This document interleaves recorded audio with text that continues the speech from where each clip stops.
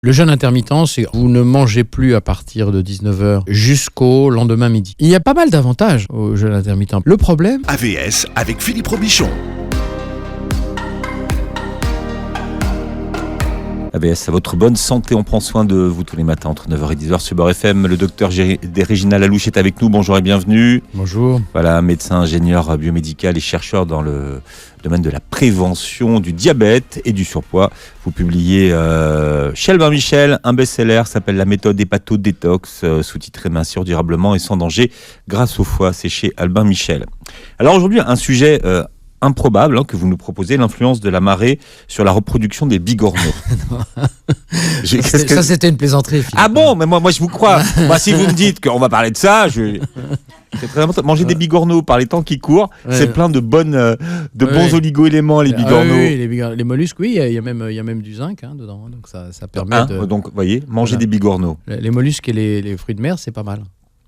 On va parler d'un sujet qui vous fait beaucoup réagir et vous avez été très nombreux à nous demander que le docteur Lalouche en parle, c'est ce qu'on appelle le jeûne intermittent ou le fasting et savoir si finalement c'est une méthode qui permet de perdre du poids et perdre du poids durablement. En quoi elle consiste la méthode ?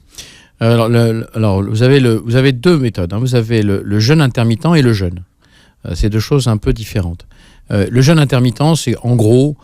vous ne mangez plus à partir de 19h le soir jusqu'au lendemain midi. Voilà. Donc vous vous retrouvez à avoir jeûné à peu près 16 heures. Donc, parce que voilà, ce qu'ils disent, c'est 16 heures, 8 heures. 16 heures, 8 heures, c'est ça, exactement. 16 heures de jeûne, 8 heures, 8 heures on peut manger. Alors, si vous voulez, c'est une méthode... alors, j'ai fait la bibliographie. J'ai été sur Medline, PubMed, pour voir quelles étaient les... Alors, il y a pas mal de publications. Il y avait à peu près 20 pages à raison de 10 articles par page. Donc, il y avait à peu près 200 articles scientifiques qui ont été publiés. Et j'ai lu les conclusions de la plupart des articles. Donc, c'est pour ça que je suis un peu fatigué aujourd'hui, parce que j'ai fait ça en me disant... Sérieusement, pour savoir scientifiquement, qu'est-ce qu'on a comme intérêt. Et en fait, la plupart de ces... 80% de ces articles disent à la fin, il faudrait qu'on fasse des essais cliniques avec un nombre suffisant de patients pour voir vraiment l'effet de ce qu'ils appellent, pour les gens qui vont aller sur Internet, ça s'appelle l'intermittent fasting, IF. Parce que tout est publié en anglais. Et ils ont comparé, par exemple, l'intermittent fasting avec les low calorie diet, c'est-à-dire les régimes à basse calorie, ainsi de suite. Moi, je crois que si c'est pour perdre du poids, ça ne change pas grand-chose parce qu'il faut être très organisé pour perdre du poids. Parce que si on fait un jeûne de 16 heures et qu'on se précipite sur les aliments après, ça ne sert pas à grand-chose. Parce que, vous savez, votre cerveau, votre foie, vos organes, ils adorent une chose, c'est la routine. Si vous choisissez une autre routine, il faut vous y préparer. Et il faut acclimater votre organisme à cette routine. Pourquoi ? Parce que vous pouvez avoir des réactions de frustration de votre cerveau. Qui va dire, mais je ne comprends pas, qu'est-ce qui se passe ? Les routines, vous les prenez à l'enfance. On sait que quand on est entre les habitudes alimentaires, grosso modo, elles sont figées après 12 ans. D'accord. Voilà. Ce qui veut dire que c'est compliqué ensuite de figer une nouvelle habitude alimentaire ? C'est très compliqué. C'est tout. Vous savez, on peut. On peut. Mais il faut être très organisé.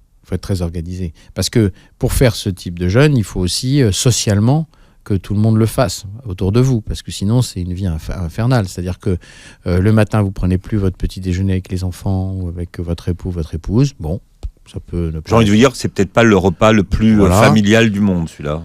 D'accord, à midi, vous mangez pas, mais vous commencez à être fatigué quand même, parce que à un moment, de pas manger pendant 16 heures, ça fatigue.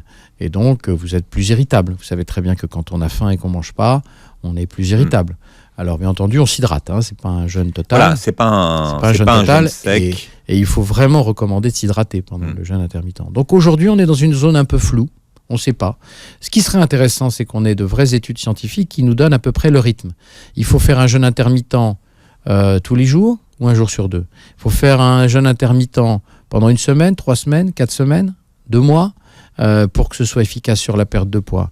Quid de l'exercice physique ? Comment je fais quand je mange pas de la journée pour aller faire de l'exercice physique sans tomber avec un malaise hypoglycémique. Ça, c'est une question qui se pose pendant la période du Ramadan, par exemple. Pendant la période du Ramadan, tout à fait, parce que c'est une période où l'organisme va s'adapter à sa nouvelle vie pendant 40 jours.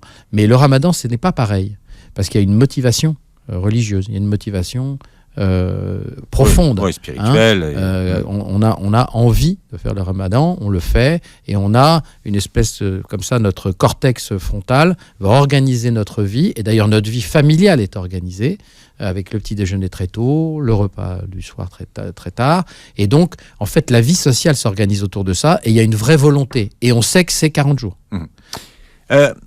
Pour bien comprendre ce qui se passe dans l'organisme au niveau d'un jeûne, donc c'est 16 heures jeûner, 8 heures où on peut manger. Oui. À partir de quel moment est-ce qu'on peut considérer qu'un organisme est en jeûne, est en état de jeûne ?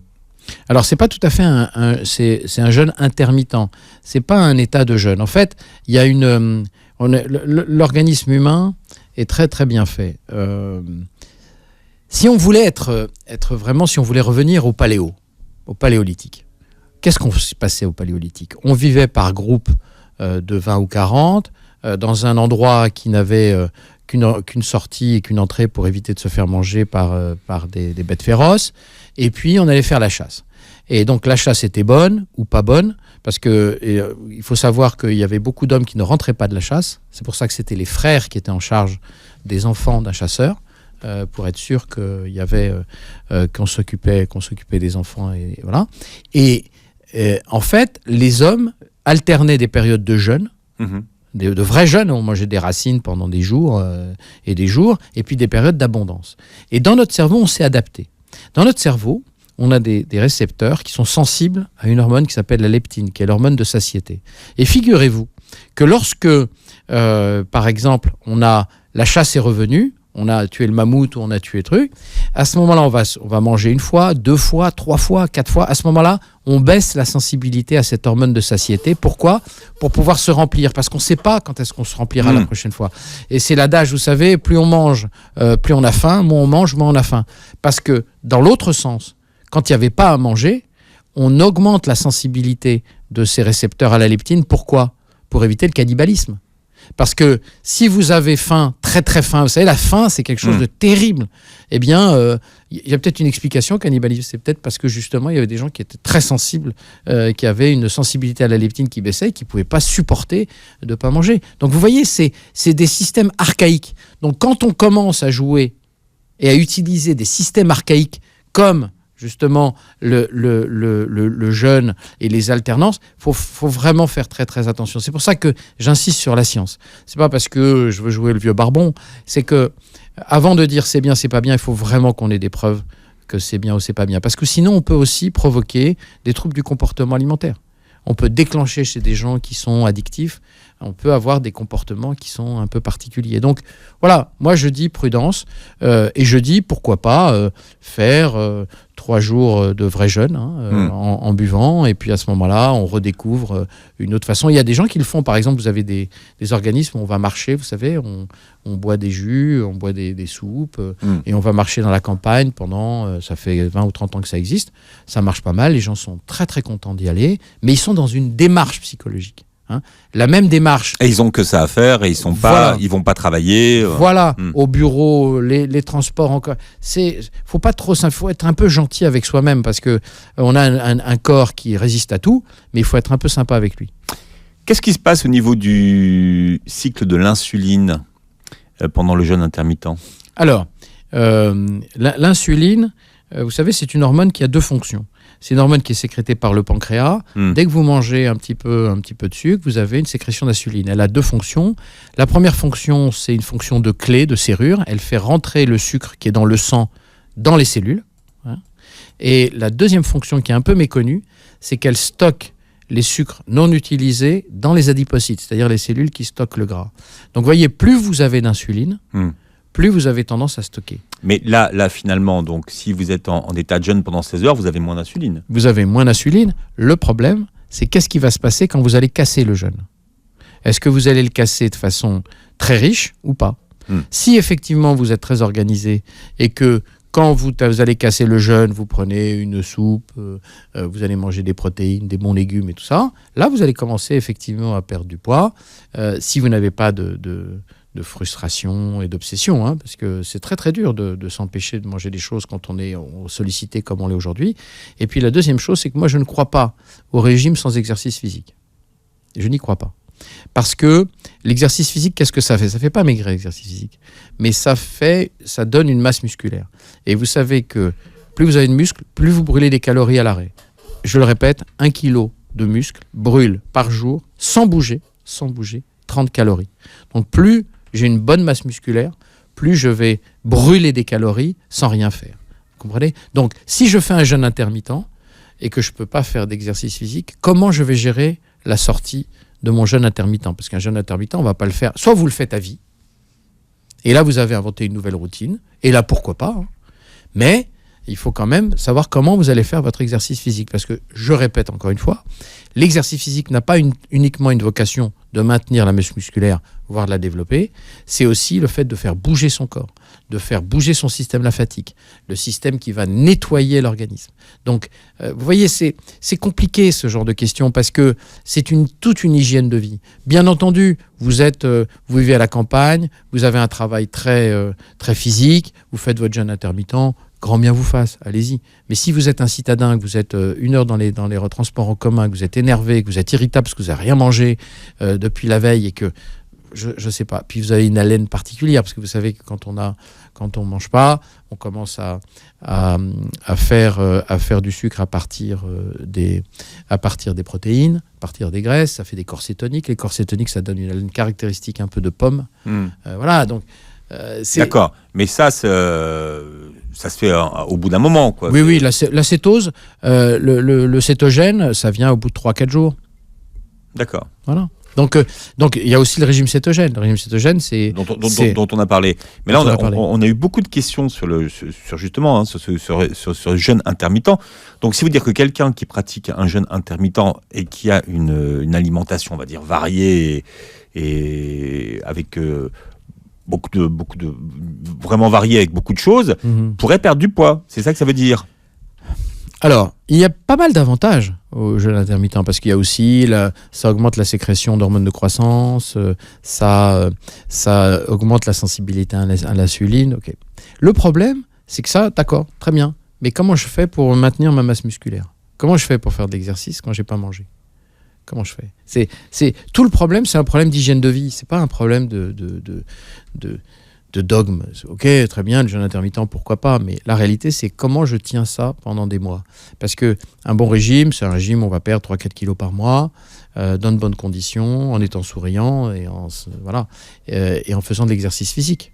Maintenant, si je peux pas faire d'exercice physique, si je suis fatigué, ça fatigue aussi le jeûne intermittent. On est fatigué, on est un peu irritable. Voilà, moi je suis pas un grand, vous l'avez compris, un farouche. On a compris que farouche partisan. Moi je suis un farouche partisan de plusieurs choses. La première chose, c'est que vous savez, souvent la vie aujourd'hui, elle fait que vous n'êtes plus la personne la plus importante de votre vie. Vous avez le travail, la famille, l'environnement, les informations tout le temps, le téléphone qui vous interrompt. Et au fond, qui êtes-vous à la fin ? C'est quoi votre projet de vie ? Vous comptez plus. Les autres comptent avant vous. Et je pense que la première chose à faire quand on veut perdre du poids, c'est pour retrouver une estime de soi. Vous savez, les gens ne mangent jamais par hasard. Moi, c'est ce que je dis à mes patients. Je n'ai jamais vu. Vous savez, on dit, ouais, il est gros parce qu'il mange. Attendez. Les gens, ils mangent pour une raison. C'est qu'il y a quelque chose. Quelque chose qui fait qu'ils dépassent la mesure. Ils dépassent la mesure parce qu'ils veulent combler un vide. Ça, c'est un peu facile. C'est à 2 €, je suis d'accord, mais ils sont pas à l'aise dans leur vie affective, ils sont pas à l'aise au travail, ils sont pas à l'aise. Vous comprenez, ils sont pas préparés à avoir des enfants, par exemple. C'est une vie complètement différente. Donc, je pense que la première chose, c'est d'essayer de retrouver de l'estime de soi. Pour en revenir à la question que je vous posais en début d'émission et sur le régime intermittent, donc le jeûne intermittent fait-il perdre du poids? De toutes les enquêtes et toutes les enquêtes scientifiques que vous avez consultées, oui. La réponse est il faut continuer à faire des études. Voilà, pour l'instant, il n'y a pas d'études randomisées. En fait, ce qu'il faudrait... Randomiser, ça veut dire randomiser, c'est-à-dire où on choisit des gens de façon aléatoire, où c'est la statistique est respectée. Et comme ça, on n'a pas de biais méthodologique pour... on ne choisit pas des gens qui sont intéressants pour avoir de bons résultats.